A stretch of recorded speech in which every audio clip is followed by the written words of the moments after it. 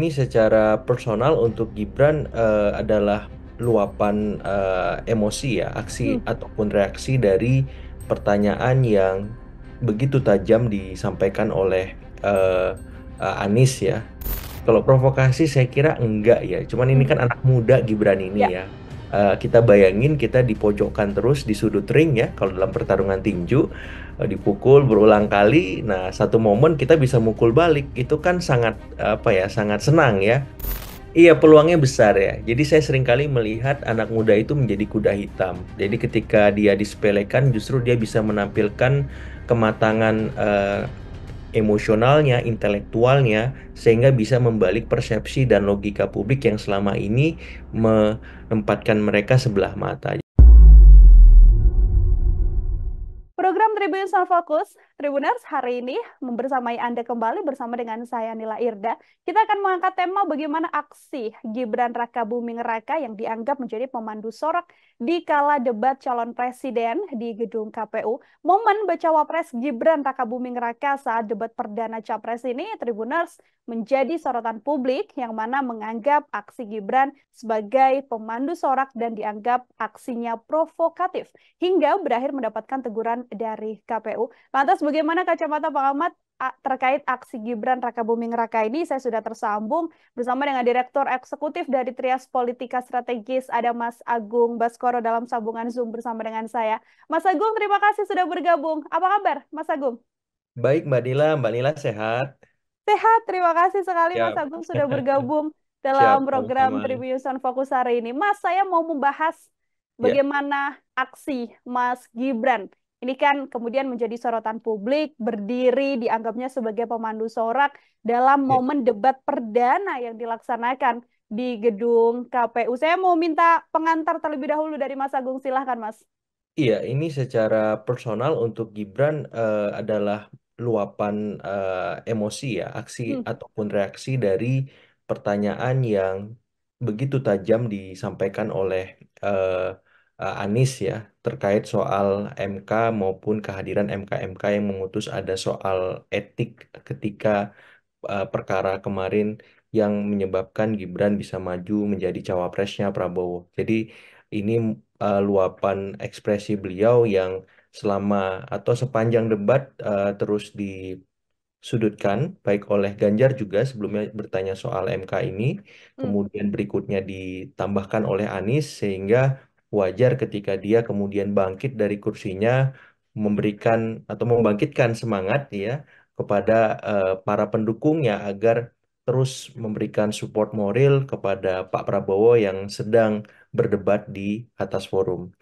Jadi seperti itu. Yang kedua, memang saya juga melihat KPU di sini bisa bertindak apa namanya, afirmatif ya, hmm, merespon aspirasi publik yang menganggap arahan dari sikap Gibran ini eh, melanggar aturan yang ada gitu, sehingga kemudian memberikan teguran lisan kepada Gibran agar tidak mengulangi kembali ketika nanti sesi debat akan dilakukan setelah putaran pertama. Ini arahan positif, patut kita apresiasi bahwa KPU yang diharapkan bisa menjadi penyelenggara yang profesional ya, eh, menunjukkan tajinya gitu. Walaupun ini harus terus konsisten hmm. dilakukan agar pemilu kita maupun hasilnya bisa memiliki legitimasi yang kuat dan mengikat semua pihak. Seperti itu, Mbak Nila. Hmm. Kalau dari kacamata Mas Agung, ini memang murni bentuk luapan emosi dari sosok Mas Gibran atau publik banyak yang menganggap bahwa aksi yang dilakukan Mas Gibran ini sebagai bentuk provokasi. Kalau dari pandangan Mas Agung, memang adakah kemudian unsur provokatif yang dilakukan oleh Mas Gibran dalam aksinya ini, Mas? Iya, kalau provokasi saya kira enggak ya. Cuman ini Hmm. kan anak muda Gibran ini Ya. ya. Kita bayangin kita dipojokkan terus di sudut ring ya. Kalau dalam pertarungan tinju dipukul berulang kali. Nah, satu momen kita bisa mukul balik. Itu kan sangat apa ya, sangat senang ya. Hmm. Apalagi pas gitu arahannya. Sehingga memang saya melihat lebih ke sana. Kalau provokasi untuk hal-hal di luar itu saya kira tidak ya. Karena kan ini ada ada istilahnya, ada penyelenggara, ada tim juga, ada penonton ya, jutaan Hmm. pasang mata gitu. Jadi saya kira lebih ke arah sana yang memang ya inilah luapan emosi seorang anak muda ketika dia dipojokkan terus gitu dan dia Oke. membalasnya dengan ekspresi yang cukup menggebu-gebu ya, berapi-api ya, menggelegar seperti itu Mbak Nila. Hmm. Oke, jadi faktor usia muda dari Mas Ya. Gibran ini apakah kemudian bisa dijadikan pemakluman? Bagaimana kemudian luapan emosi ini disampaikan dengan mengangkat tangan yang begitu terlihat oleh publik hingga seolah-olah dianggapnya sebagai aksi yang begitu provokatif, Mas? Ya, ini yang disayangkan ya, karena memang kan ini di forum resmi sebenarnya. Jadi Hmm. arahan untuk itu sebelumnya sudah ditegaskan oleh eh, KPU dan kemudian moderator juga mengulangnya lagi ketika sebelum penyelenggaraan debat berlangsung. Nah, saya kira keempat debat berikutnya nanti Gibran bisa menjaga sikap dan emosinya gitu ya. Walaupun dipojokkan habis-habisan oleh lawan debatnya, apalagi besok dia akan bertanding bersama Caimin yang begitu Ya. gesit, lincah ya, dan Pak Mahfud yang sangat berpengalaman dalam berbagai bidang. Jadi Gibran harus melihat ini alarm baik dari KPU maupun dari publik bahwa besok ketika debat dia harus menampilkan sikap atau perilaku yang lebih persuasif, yang lebih baik agar hal-hal semacam kemarin ya yang dianggap terlalu emosional atau bahkan ada arahan provokatif tidak terulang kembali seperti itu, Mbak Nila. Bisa lebih menjaga diri dan berhati-hati karena Kalau anak eh, muda dibilang bijak juga susah, betul. Lebih agar nantinya Mas Gibran tahu lebih terkendali sedang lah ya. berada di mana begitu ya untuk kemudian Persis. melakukan aksi-aksi seperti itu. Ini kan juga Mas Gibran sudah meminta maaf ya, Mas Betul, Agung, betul. dan mengatakan ya memang kalau misal dia ada teguran dari KPU ya akan saya terima. Mas Gibran kembali lagi menjadi sosok Mas Gibran yang dikenal sama banyak orang legowo dan menerima apapun. Saya mau minta komentar Mas Agung terkait Iya. permohonan maaf dari Mas Gibran ini. Ya ini sisi bijaksananya muncul ya Mbak ya. Aha. Walaupun ini nggak mudah seorang anak muda gitu ya, karena kan ini ekspresi spontan kan itu sangat spontan dia dari duduk berdiri kemudian mengangkat tangannya kedua tangannya untuk memberikan semangat kepada pendukung maupun Pak Prabowo atas beragam serangan bertubi-tubi dari kampanye negatif baik dari Anies maupun dari Ganjar gitu. Tapi yang jelas beliau menerima ya bahwa beliau salah kemudian meminta maaf itu satu poin yang menurut saya perlu kita apresiasi juga ya karena Hmm, tidak mudah di negeri kita orang memohon maaf itu ya Mbak ya betul. ketika sudah salah apalagi mengakui itu tidak mudah dan itu butuh apa ya jiwa besar ya kelegowoan bahwa saya salah dan saya siap memperbaiki kesalahan saya. Nah, itu satu hal yang perlu diapresiasi, perlu dicontoh oleh anak-anak muda Gen Z maupun milenial bahwa ketika kita salah ya kita harus memperbaiki tidak kemudian berkubang pada kesalahan yang sama dan terjebak pada hal-hal yang kontraproduktif setelah berbuat kesalahan seperti itu Mbak. Hmm. Sosok Mas Gibran ini, Mas Agung kan Ya, memang banyak sekali yang menganggap Mas Gibran ini terlalu irit bicara, terlalu tidak mau berkomentar soal banyak hal. ya, Lalu di satu sisi justru di momen debat yang diperlihatkan bagaimana ada sisi emosional juga dari Mas Gibran yang ternyata dipertunjukkan juga pada publik. Sentimen negatif pada Mas Gibran ini akhirnya bukannya semakin menurun, namun juga semakin banyak. Menurut Mas Agung, sentimen negatif yang bertubi-tubi disodorkan pada Mas Gibran ini seperti apa sedianya, Mas?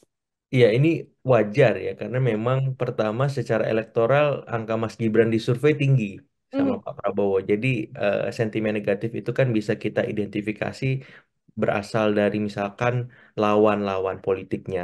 Nah, yang kedua memang suka atau tidak secara personal memang kemunculan Mas Gibran sebagai cawapresnya Pak Prabowo kan memang dari proses yang secara etik kemarin dipersoalkan oleh publik sehingga memang arahan untuk mengkritik atau melakukan kampanye negatif soal etik ini terus berlangsung. Kenapa? Karena memang ada putusan yang menegaskan terkait hal itu. Jadi sentimen ini juga bisa diidentifikasi berasal dari publik setelah lawan politik.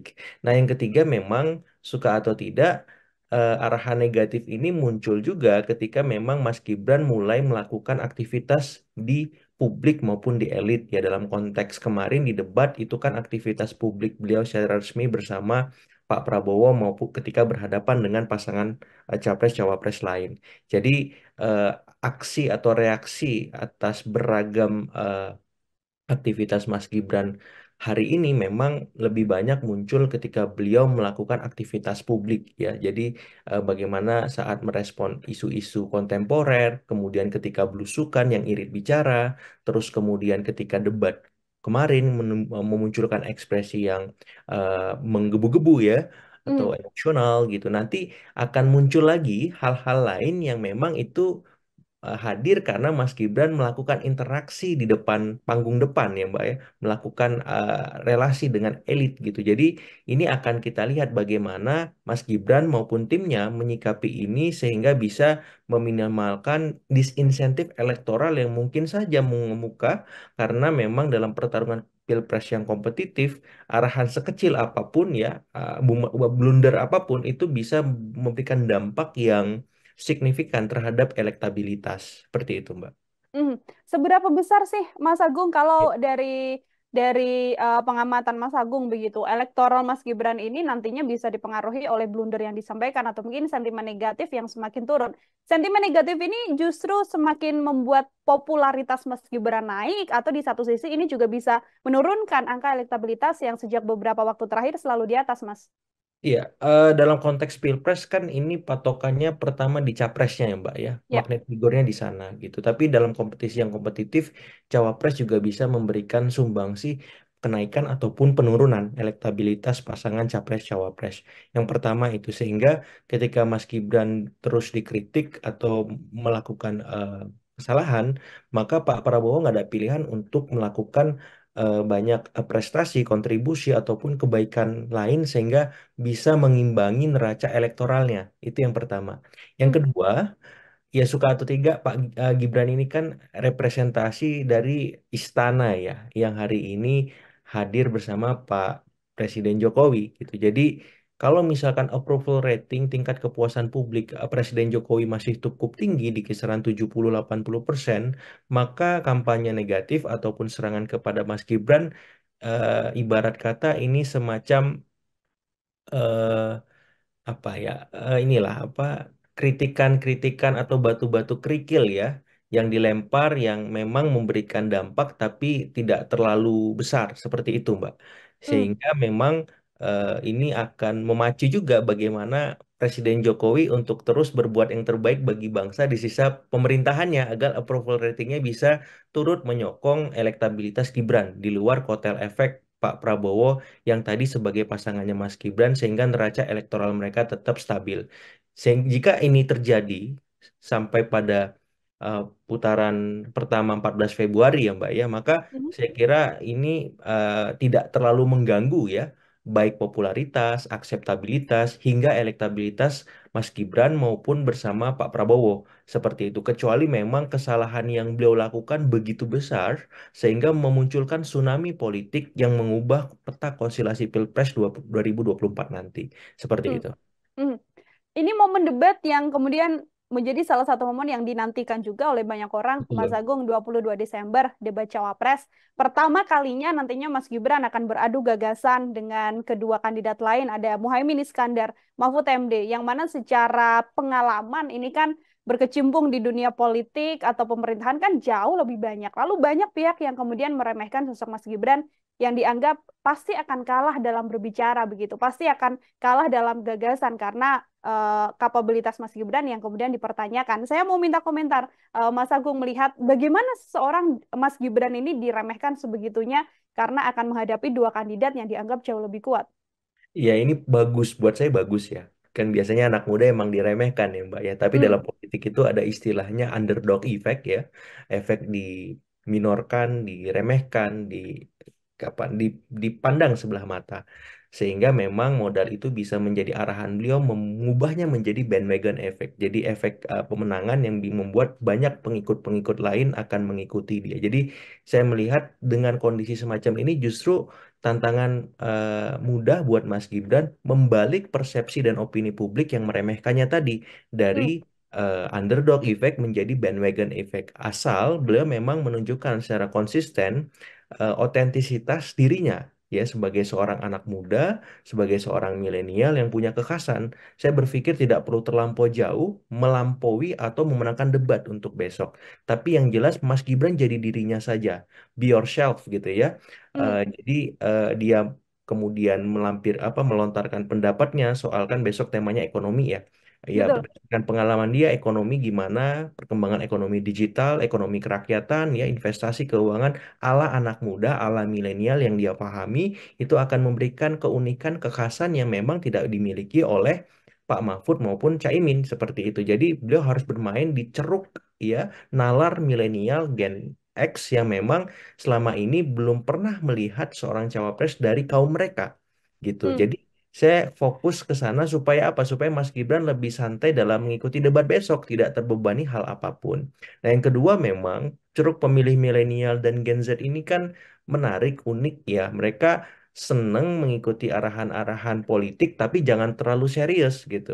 Nah, artinya apa? Ada arahan bagi Mas Gibran untuk menampilkan performa debat yang lebih cair, yang lebih rileks, yang lebih kreatif, sehingga nanti pemilih milenial dan Gen Z bilang ini gua banget nih gitu, asik Hmm. nih orang gitu. Jadi beliau bisa lagi-lagi memastikan bahwa ketika besok tampil di debat memang ada kebaruan yang muncul, bukan lagi hal-hal yang sama ketika kita melihat debat pilpres dari pemilu-pemilu sebelumnya, karena kan orang-orang yang muncul rata-rata cukup senior usianya ya Mbak ya. Jadi Ya. saya kira publik saat ini akan sangat penasaran, rasa keingintahuan mereka besok akan lebih tinggi ketimbang debat pertama karena hari ini ada representasi dari mereka yaitu Gibran Rakabuming Hmm. Raka seperti itu. Artinya positioning Mas Gibran sebagai merepresentasikan anak muda meskipun secara pengalaman di bidang politik maupun pemerintahan dianggap masih kurang, justru bisa Ya, menarik suara milenial dan juga Gen Z dengan gagasan-gagasan baru ala milenial, Mas Agung.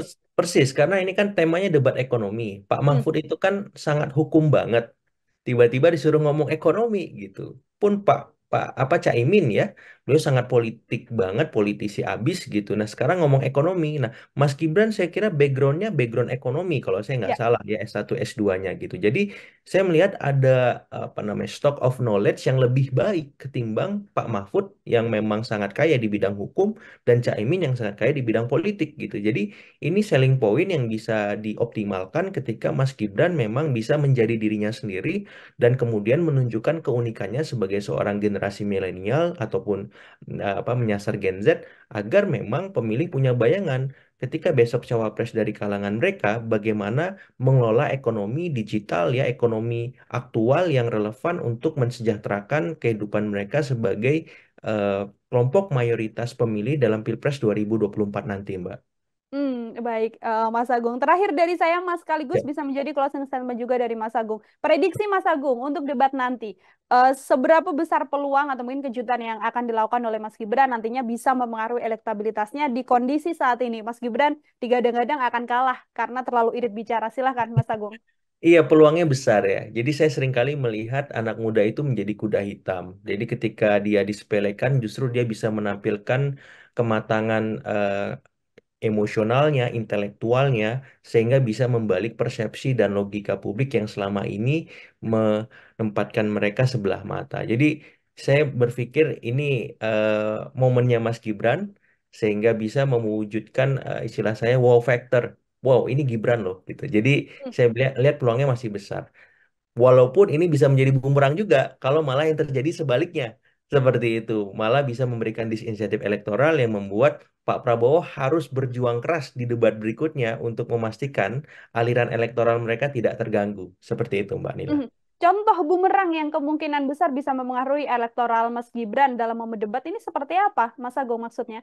Iya, misalkan beliau gagap membahas atau mengulas tema-tema ekonomi yang nanti disampaikan oleh panelis ataupun Hmm. pertanyaan yang disiapkan oleh cawapres Pak Mahfud maupun Caimin ya. Ya. Beliau nggak siap, gagap gitu, itu bisa memberikan disinsentif. Yang kedua, ketika ekspresi beliau emosional terjadi lagi misalkan hal-hal yang kita eh, hindari seperti itu, baik dalam bentuk gerakan, gestur, ekspresi, ucapan dan seterusnya. Jadi saya melihat itu bisa menjadi bumerang bagi elektabilitas Gibran maupun bersama Pak Prabowo. Nah, yang ketiga yang bisa menjadi bumerang juga ketika ekspresi Gibran kurang antusias ataupun dia irit bicara ya. Jadi nggak boleh dalam debat irit bicara, nanti orang Hmm. bingung. Dia harus banyak bicara, banyak ngomong, ya banyak berekspresi sehingga publik memahami bagaimana kapasitas dan kualitas beliau sebagai seorang kandidat cawapres. Jadi seperti itu sih Mbak. Jadi beliau nggak boleh irit bicara lagi sekarang, harus banyak bicara.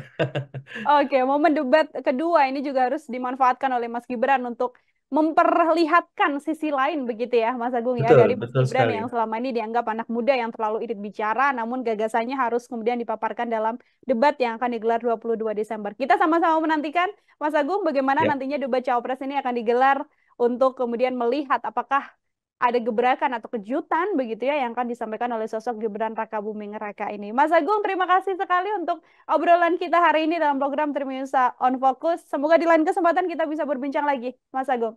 Sama-sama Mbak Nila, terima kasih sekali. Salam buat teman-teman semua sore. Ya. Selamat sore, selamat beraktivitas kembali, Mas. Ya, Tribuners, demikian obrolan saya bersama dengan Direktur Eksekutif Trias Politika Strategis, Mas Agung Baskoro, dalam tema bagaimana melihat Gibran Rakabuming Raka dalam aksinya di debat perdana calon presiden. Nantikan program Tribunnews on Fokus lainnya untuk bahasan-bahasan lain. Tribuners, saya Nila Irda pamit undur diri. Terima kasih dan sampai jumpa. Download Tribun X sekarang. Menghadirkan lokal menjadi